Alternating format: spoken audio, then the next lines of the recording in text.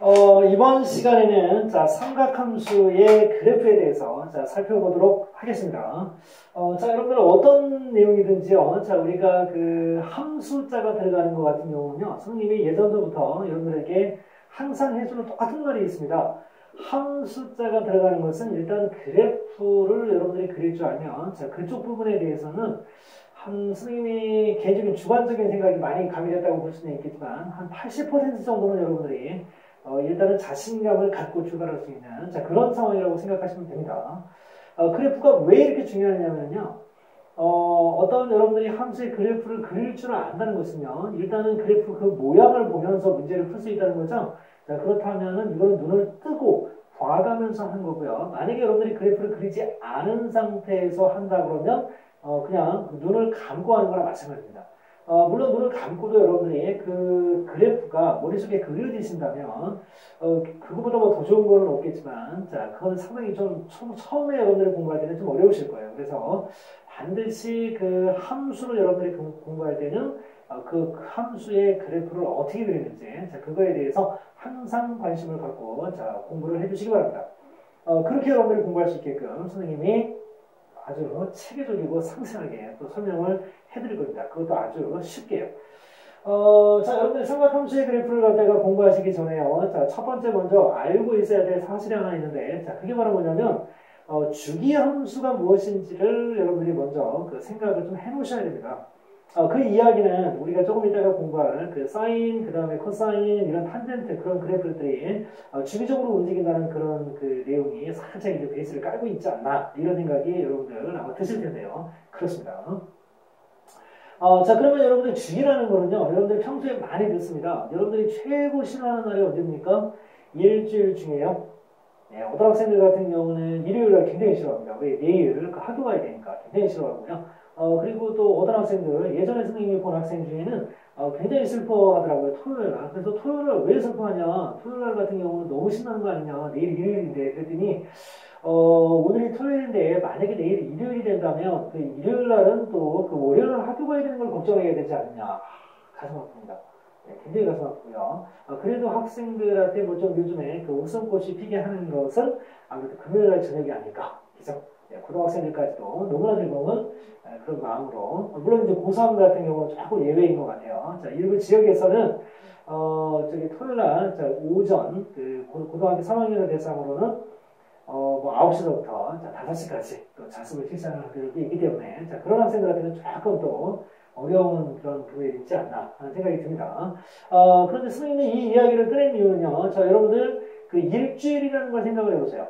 월화수목금토 일이 되면 그 다음에 어김없이 또 뭐가 옵니까? 월요일 날이 오죠. 이렇게 같은 것이 계속해서 반복이 되는데요. 이걸 보고 우리가 주기라고 하고요. 이걸 보고 우리가 주기라고 하고 그 기간이 있습니다, 여러분들.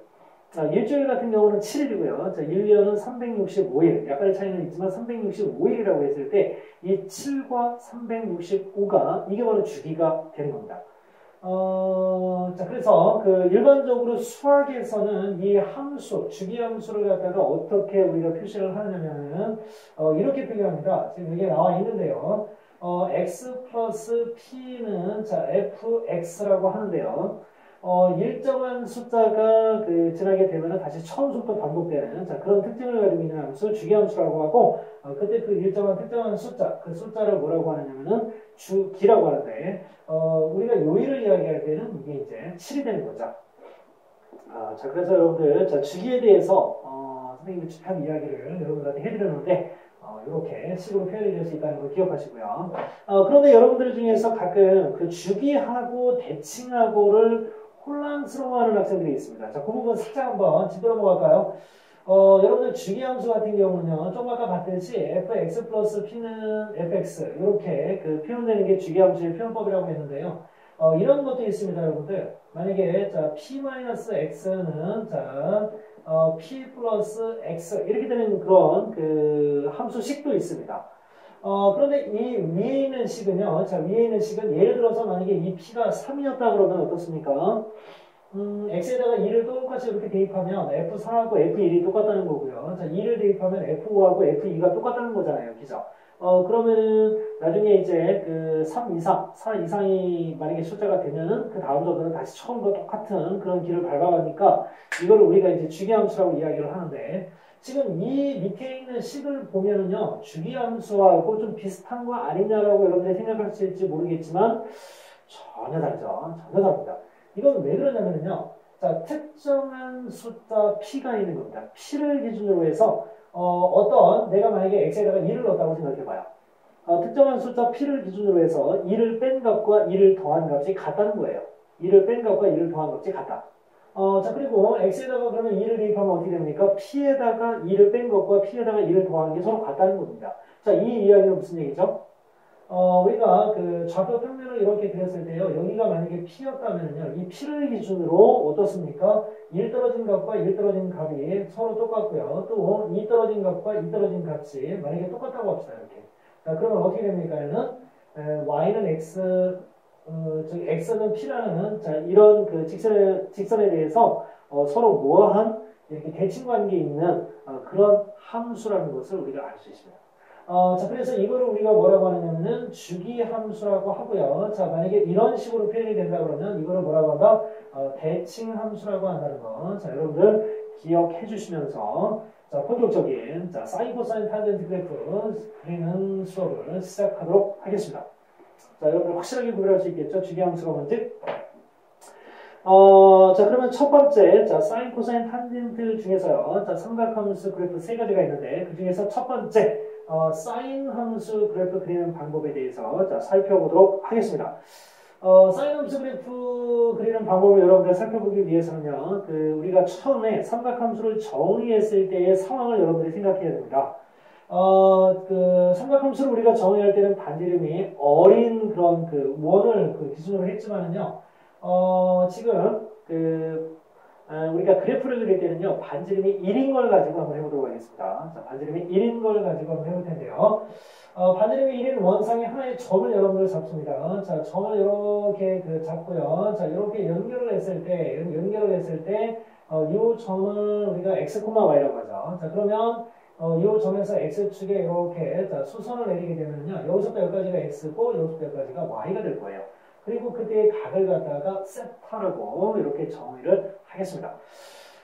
자, 그러면은, 우리가 이제 두 가지, 지금 현재 우리가 해보려고 하는 건 뭐라고 했냐면은, 사인이라고 했습니다. 사인. 자, 사인. 여러분들, 사인은 어떻게 그 정의가 됐느냐면은, 빗변분의 높이라고 했었죠. 그래서, 그런데 이 빗변이 지금 이 직각삼각형에서 뭐냐면, 1이에요. 자, 그러면, 자, 사인, 여기에 그 각도는 세타였어요. 그 사인 세타는 뭐라고 할 수 있느냐? 빗변분의 높이. 그러면 1분의 y가 되죠. 근데 1은 의미가 없나요? 자, 그러면 y가 바로 뭐냐면 사인 세타가 되는 겁니다. 자, 그러면 사인 그래프를 선생님이 이제 그리기 시작할 겁니다. 자, 여러분들 지금 보니까요. 반지름을 1로 했더니 너무너무 좋아요.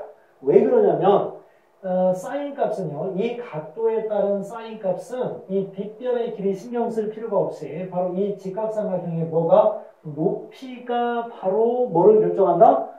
사인 세타 값을 결정한다는 거예요. 그래서 높이가 바로 사인 세타 값을 결정한다.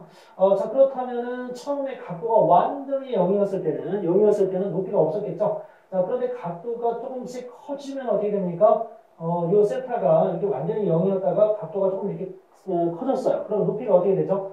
높아지겠죠? 그리고 각도가 더 커짐에 따라서 그 높이는 점점 어떻게 됩니까? 커질 겁니다. 자, 그러면 이런 식이라면 각도가 커지면 커질수록 높이는 점차적으로 높아질 겁니다. 자, 그러면 완전히 나중에 90도가 되면 이제 높이가 얼마가 돼요? 자, 반지름이 1이라고 했기 때문에 자, 최대 1까지 커지겠죠? 자, 그러니까 90도일 때 사인 값이 1까지 커질 수 있다는 거예요. 0에서부터 1까지 커지는 것을 우리가 자, 확인해 볼 수 있습니다. 자, 그런데요. 자, 여기를 우리가 이제 그래프를 이제 본격적으로 그려봐야 되는데, 자, 여기를 0이라고 하고요. 여기 최고 꼭대기를 1이라고 놓겠습니다. 플러스 1. 그리고 밑에는 마이너스 1이라고 놓을게요. 자, 그러면은, 세타 값이 요 x축상에 표시가 난다고 했을 때, 자, 요때를 90도 2분의 파이라고 하고요. 자, 요때를 파이라고 하고, 여기를 2분의 3파이, 여기를 2파이라고 하겠습니다. 자, 이제 호도법으로 자꾸 이제 선생님이 각도를 표현을 할 겁니다. 자, 그러면 세타가 커짐에 따라서 높이가 점점 높아지는데요. 그 세타에 맞는 높이를 이렇게 점으로 이렇게 연결을 합니다. 점으로 이렇게 연결을 해서 그래프를 그려보는 거예요. 그러면 0에서부터 90도까지 변해갈 때 그 높이는 각도, 세타에 따라서 점점 어떻게 되느냐면 이렇게 증가한다는 걸 알 수 있습니다. 자, 그러면 2, 4분면, 동경이 이제 2, 4분면에 위치하면 어떻게 될까요? 자, 동경이 2, 4분면에 위치하게 되면은 점점 높이가 어떻게 됩니까? 그러면 줄어들겠죠? 그래서 자, 180도가 되면은 그 높이가 다시 뭐가 되느냐면 0이 되는 걸 볼 수 있습니다. 자, 그리고 이제 동경이 자, 3, 4분면에 이렇게 위치하게 되면은 어떻게 됩니까? 각도가 이렇게 작았다가 점점 밑으로 커지게 되면은 이 높이가 점점 어때요? 커지죠? 그런데 문제가 하나 있습니다. 빗변분의 높이인데 이 높이 y의 좌표가 음수예요. 그러니까 이거는 자, 어떻게 되느냐? 커지긴 커지는데 절대값이 커지는 거예요. 그래서 음수 쪽으로 본다면 작아지는 거죠, 오히려. 자, 그래서 180도에서부터 270도, 즉 270도가 완전히 돼버리면 자, 마이너스 1이 되는데 이때까지는 계속해서 또 절대값은 커지지만 수는 작아지는 이런 그 그래프를 나타내게 되고요.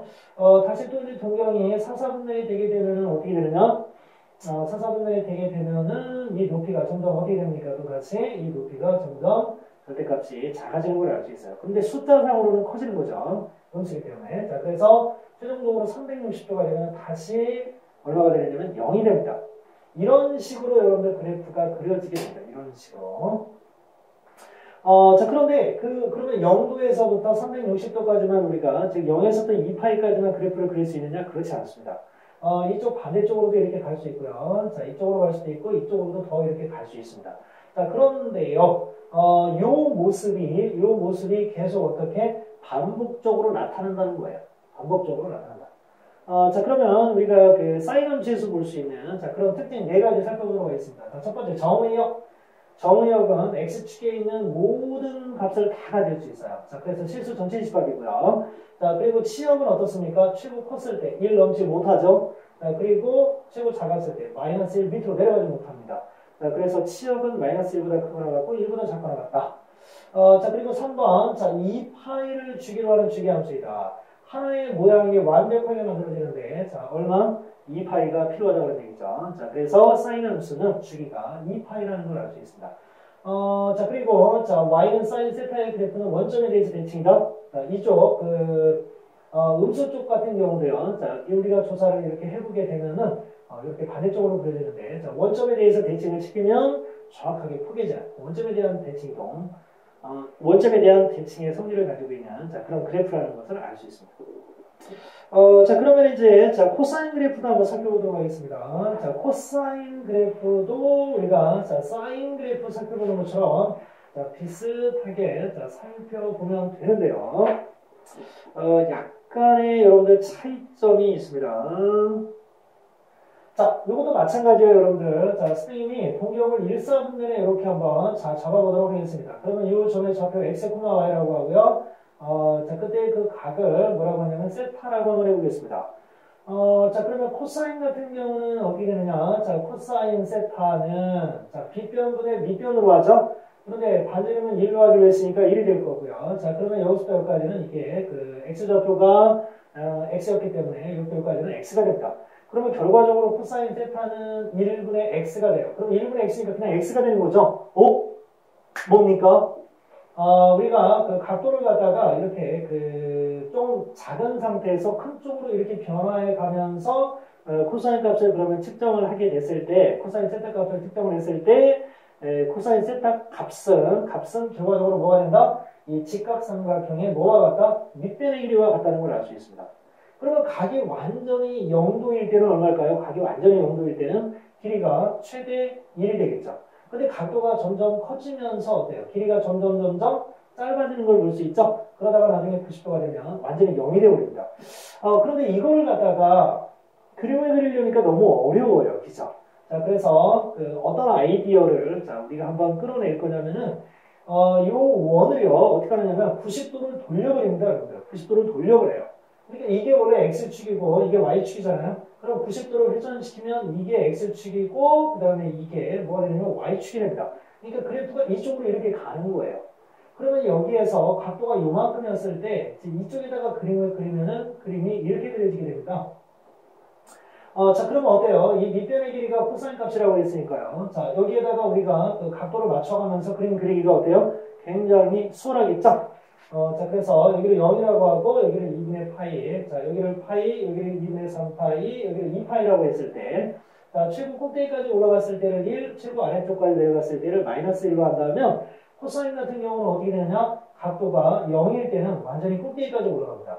그러다가 각도가 커지면 커질수록 이 밑변의 길이는, 자, 밑변의 길이는 점점 어떻게 된다? 짧아지게 된다. 그래서 그림이 이렇게 그려지고요. 자, 그 다음에, 그 다음으로 넘어가면 이제, 자, 음수가 됩니다. 2, 4분면에서 코사인 음수고요. 그 다음에, 자, 3, 4분면에서도 음수인데, 점점 커지는 그런 상태. 그리고 4, 4분면에서는 다시 플러스가 되는, 자, 이런 모양이 만들어집니다. 사인 그래프는 여기서부터 이렇게 만들어졌었죠. 자, 그런데 코사인 그래프는 위에서부터 이렇게 만들어지게 됩니다.